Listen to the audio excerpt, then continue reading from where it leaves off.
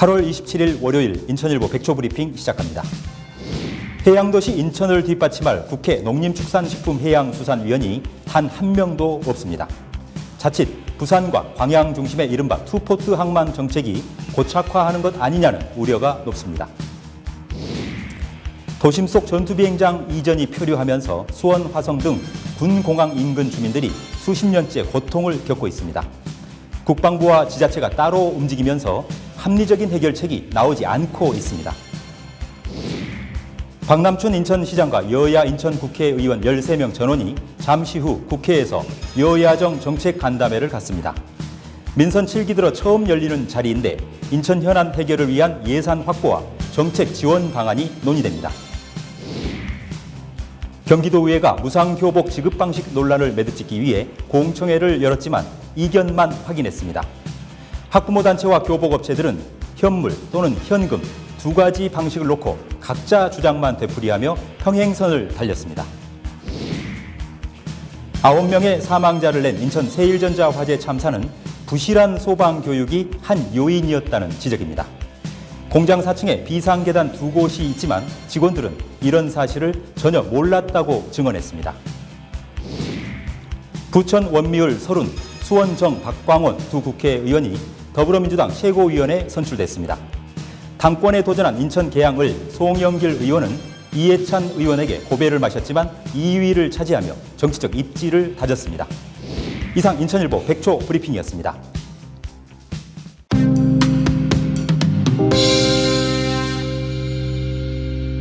여러분 안녕하십니까? 8월 27일 월요일 인천일보 지면에 실린 주요 기사 살펴보겠습니다. 먼저 인천판 일면 종합기사 보시겠습니다. 해양도시 인천을 뒷받침할 수 있는 국회 농림축산식품해양수산위원이 인천을 대표해서 단 한 명도 없다는 부분 지적하고 있습니다.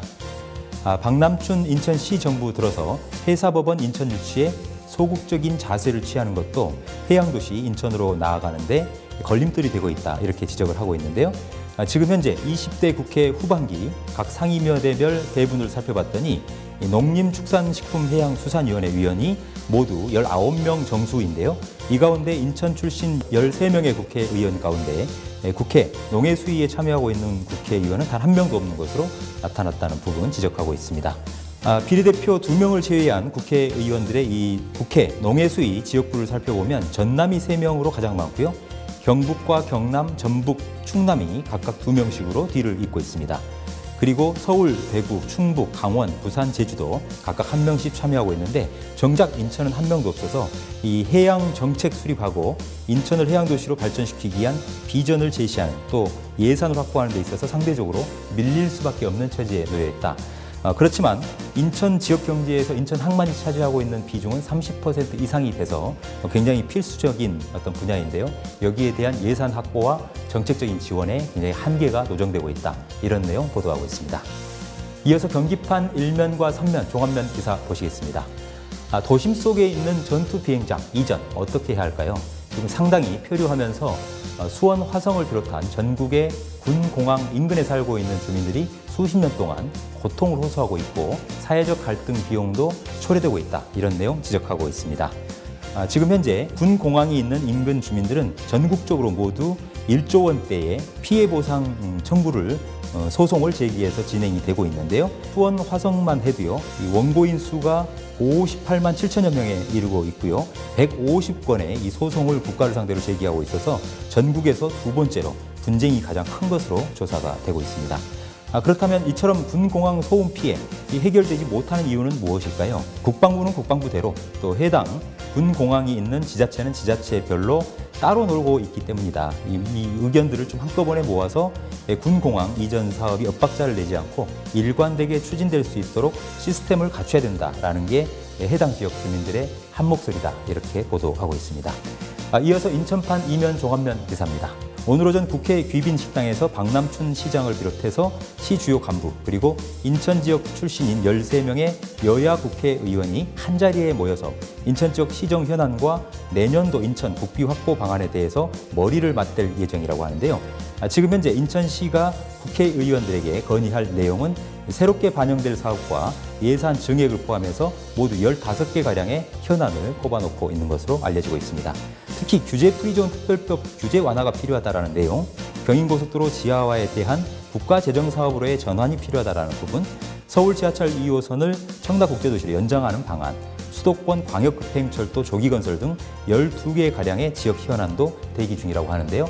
이 자리에서 여야가 얼마나 힘을 맞대서 인천 발전을 위해서 예산 확보와 정책적인 합의를 도출해낼지는 지켜봐야 될 것 같습니다. 네, 이어서 경기판 3면 종합면입니다.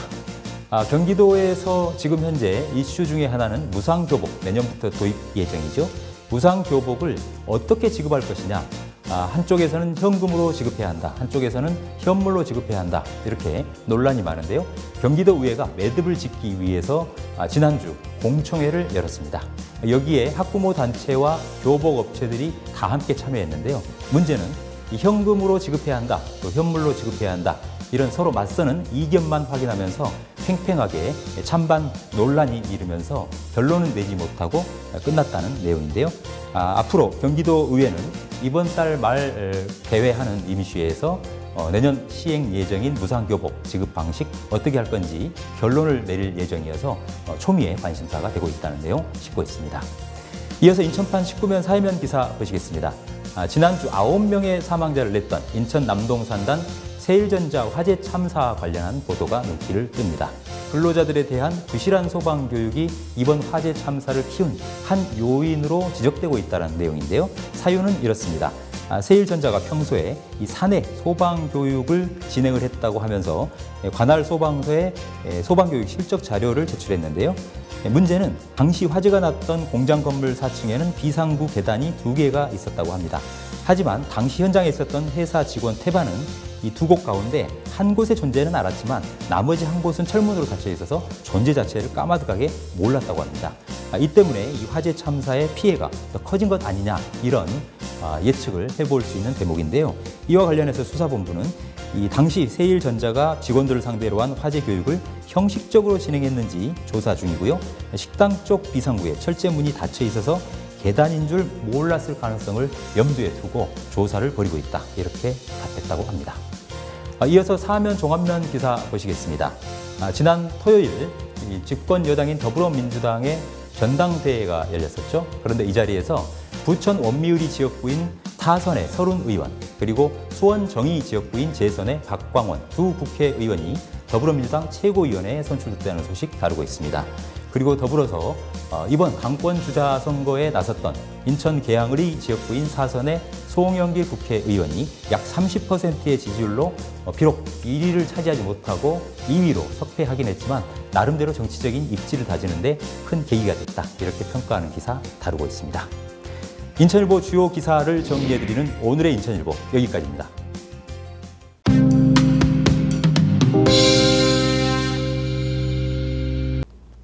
국민연금 고갈 시기가 2057년으로 당초 예측보다 3년 앞당겨질 전망입니다. 노후 보장의 절대적인 수단인 국민연금이 시행된 지 올해로 30년 맞고 있는데요. 30년 만에 이 제도 개혁을 놓고 난항이 예상되고 있습니다. 국민연금 개혁에 대해 자세한 이야기 풀어보도록 하겠습니다. 인천일보 김형수 논설위원 모셨습니다. 어서 오십시오. 안녕하십니까. 이번 정부에서 내놓은 국민연금 개혁안 어떤 내용을 담고 있습니까? 예, 국민연금이 1988년 도입된 후 정부가 세 번째 제도 개선에 나섰습니다. 보건복지부 국민연금제도 발전위원회가 준비한 개혁안은 더 내고 늦게 받는 방안인데요. 양대 노총과 시민사회단체 등의 반발이 거셉니다. 한국경영자총협회 등 사용자 입장에서는 소득 대체율을 40% 이하로 낮춰야 한다는 입장입니다. 반면에 민주노총 등 노동계는 50%까지 상향해야 한다는 입장입니다. 보험료 절반을 부담하는 사용자 측은 소득 대체율 조정보다 보험료율 동기율을 주장하고 있습니다. 네, 그렇군요. 개략적인 현상을 말씀해 주셨고요. 먼저 그렇다면 국민연금 제도에 대해서도 먼저 간략하게 설명 부탁드리겠습니다. 네, 국민연금은 공무원, 군인, 사립학교 교직원 등의 공적연금 가입자를 제외한 18세에서 60세 미만 대한민국 국민이면 누구나 의무 가입하는 노후 급여 제도입니다. 현재 국민연금의 보험료율은 9%입니다. 경제개발협력기구 OECD 평균 23%보다 매우 낮은 수준입니다. 직장인들은 사업장 사용자와 4.5%씩 부담하고 지역, 이미 계속 가입자는 소득의 9%를 본인이 전액 부담하는 제도입니다. 하지만 현재 월 평균 38만 원 정도의 급여를 수령하는 국민연금은 용돈연금이라는 오명을 쓴 그런 형편입니다. 네, 용돈연금이다. 정부가 내놓은 국민연금 개선안, 구체적으로 어떤 내용을 담고 있는지 좀 세세하게 설명해 주시겠습니까? 현재 국민연금의 소득 대체율은 45%로 운영되고 있습니다. 수급 개시 연령은 올해 62세이지만 향후 단계적 연장을 거쳐 2033년부터 65세로 정착될 예정입니다. 이번 정부 개선안은 두 가지 방안이 제시됐습니다. 첫째, 내년부터 보험료율을 현행 9%에서 11%로 상향 조정하고 5년마다 재정을 검토해 2034년 12.31%로 인상하는 방안입니다. 두 번째는 2028년부터 소득 대체율을 40%로 낮추고 보험료율을 단계적으로 4.5%포인트를 높여 2029년부터 13.5% 이상으로 인상해야 한다는 것입니다.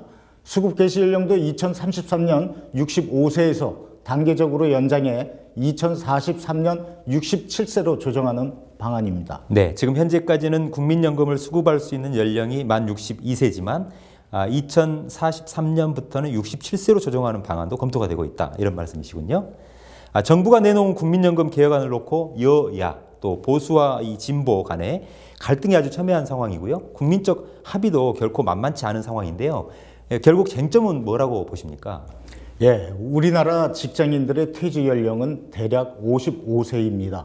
문제는 퇴직 후 연금 지급 시기까지의 소득 상실의 크레바스 기간이 너무 길다는 것입니다.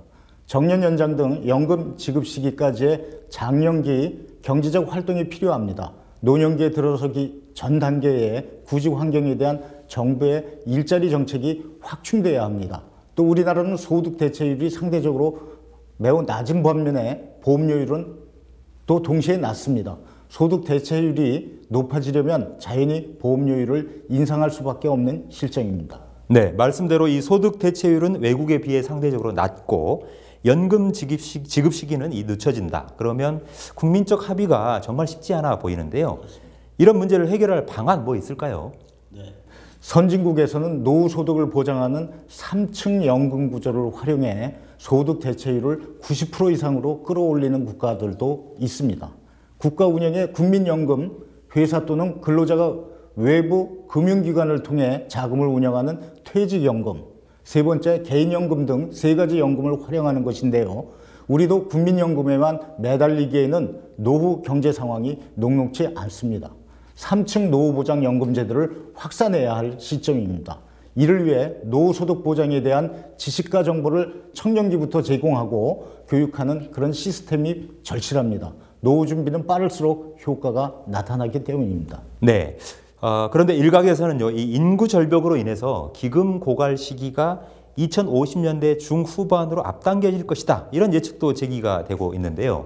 앞으로 국민연금 어떻게 운영될 것으로 예상하셔 볼 수 있을까요? 네, 국민연금은 1998년, 2007년 두 번에 걸친 제도 개선이 있었지만 장기적이고 반영구적인 확고한 방안을 마련하는 데는 미흡했습니다. 임시 미봉책이라는 비판이 일고 있습니다. 올해 우리나라의 출산율은 이미 0명대에 진입할 것으로 예상되고 있습니다. 향후 운영기금 산정을 위한 인구구조 추산치를 실제적으로 적용한다면 보험료율의 부담은 더 높아질 공산이 큽니다. 연금 수혜자인 고령자는 늘어나고 이를 부담할 청장년층 생산인구는 줄어드는 저출산 고령화 현상의 직격탄이 바로 국민연금입니다. 네, 정말 심각한 상황이군요. 끝으로 정부의 국민연금 개선안에 대해 한 말씀 해주신다면 어떤 말씀 해주실 수 있을까요? 네. 이번 국민연금 제도 개혁은 지속 가능한 제도로서 노후 설계에 차질이 없도록 치밀하게 설계돼야 합니다. 다만 비스마르크 연금제도와 같이 평균 수명을 훨씬 넘어선 연령에 연금을 지급하는 모순이 있었던 것처럼 연금 지급 연령의 과도한 연장은 실용적인 제도가 될 수 없습니다. 정권이 바뀔 때마다 이어진 국민연금 폭탄 돌리기식 무책임한 정책이 되풀이된다면 고령사회의 안전한 대한민국은 보장할 수 없습니다. 국민의 노후를 책임지는 정부야말로 역사에 오래 남을 수 있기 때문입니다. 네, 이 정부가 내놓은 국민연금 개혁안, 우리가 현재 직면해 있는 저출산, 또 고령화 현상과 일자리 문제, 세대 간 이해, 이런 국민적 합의가 아주 긴밀하게 맞물려 있는 것으로 보여집니다. 오늘 말씀 고맙습니다. 감사합니다. 네, 지금까지 정부가 내놓은 국민연금 개혁안에 대해 자세히 풀어봤습니다.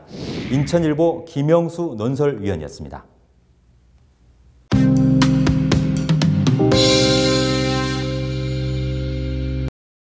생생정보 알려뷰 날씨 정보입니다. 중북부 지방의 비는 낮에 그치겠지만 화요일부터 목요일까지 또다시 전국에 비가 내릴 것으로 전망됩니다. 오늘 낮 최고 기온은 인천 26도, 수원, 용인 25도, 의정부 27도, 평택 23도를 보이겠습니다. 이어서 해양정보입니다. 인천항 항만해양지수는 가까운 바다는 안정적이나 배가 다니는 협수로와 외해로 갈수록 해상 상태가 경계 단계를 보이니 주의가 필요하겠습니다. 오늘의 한마디. 생각하는 것이 인생의 소금이라면 희망과 꿈은 인생의 사탕이다. 꿈이 없다면 인생은 쓰다. 바론 리튼. 이상 생생정보 알려뷰였습니다. 지금까지 8월 27일 월요일 인천일보 TV 뉴스였습니다. 저희는 더 준비해서 알찬 소식으로 내일 아침 찾아뵙겠습니다. 감사합니다.